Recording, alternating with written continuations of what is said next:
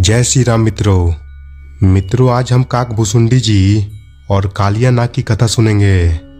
Video में आगे बढ़ने से पहले अगर आप चैनल पर नए हैं तो चैनल को जरूर सब्सक्राइब कर लें, क्योंकि इस तरह का कंटेंट आपको इस चैनल पर मिलेगा। वीडियो पसंद आए तो इसे लाइक और शेयर करें। एक बार विदेह नरेश बाहुलाश्व की राजसभा में देवर्षि नारद पहुंचे। बहुत दिनों से उनके मन में उत्कंठा थी, सो उसे उन्होंने नारद जी से पूछ लिया।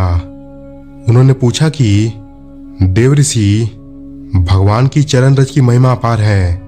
भगवान के राम आदि अवतार में उनके स्पर्श से अहिल्या आदि का तत्काल ही उद्धार हुआ। योगी जन भी उनके सानिध्य के लिए तरसते हैं। तो फिर मुझे ये बताइए कि कालिया नाग का ऐसा क्या पुण्य था जो भगवान घंटों उनके सिरों पर नृत्य करते रहे। कालिया नाग के मस्तक पर दिव्य मणियां सुशोभित थी, जिनके स्पर्श से भगवान के कमल चरणों के तलवे और भी लाल हो गए होंगे। वे संपूर्ण कलाओं के आदि भगवान उनके मस्तक पर नृत्य करने लगे। ऐसा सौभाग्य उन्हें कैसे मिला? नारद जी ने कहा, बहुत प्राचीन बात है। पहले स्वयंभू मनु के मनवंतर में वेदशिरा नाम के एक मुनि विंध्याचल के एक भाग में तपस्या कर रहे थे। कुछ ही दिनों बाद उन्हीं के बगल में तप करने की इच्छा से अश्वशिरा मुनि भी आ गए। इस पर वेदशिरा मुनि को अच्छा नहीं लगा। उन्होंने क्रोध में सांप जैसे फुफकारते हुए अश्वशिरा मुनि से कहा, ब्राह्मण देव, क्या सारे विश्व में आपको तपस्या के लिए कोई और स्थान नहीं मिल रहा जो आप यहाँ आ गए? आप यहाँ तप करें, ये ठीक नहीं होगा, क्योंकि इससे मेरा एकांत भंग होगा।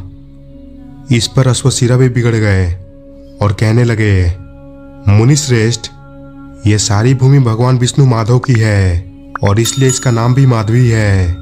यह कोई आपके या मेरे पूर्वजों की भूमि नहीं है। इससे पूर्व के समय में पता नहीं कितने ऋषियों ने यहाँ तप किया होगा।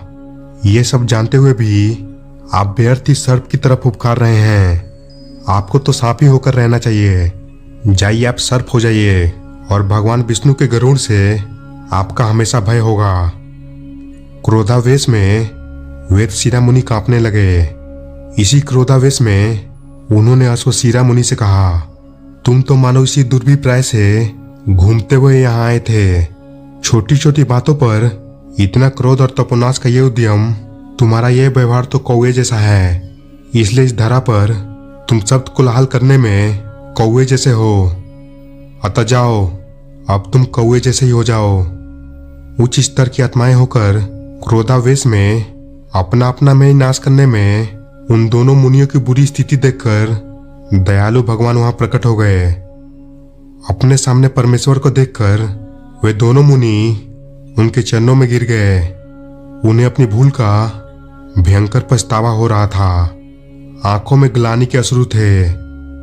परमेश्वर ने उन्हें समझाया। उन्होंने वेदशिरा मुनि को अगले जन्म में कालिया नाग होकर स्वयं चरण लाभ का तथा अश्वशिरा मुनि को काकभुसुंडी होने का आश्वासन दिया। इसके बाद अश्वशिरा मुनि नील पर्वत पर योगी राज काकभुसुंडी के रूप में जन्मे, जिन्होंने महात्मा गरुड़ को रामायण की कथा सुनाई थी।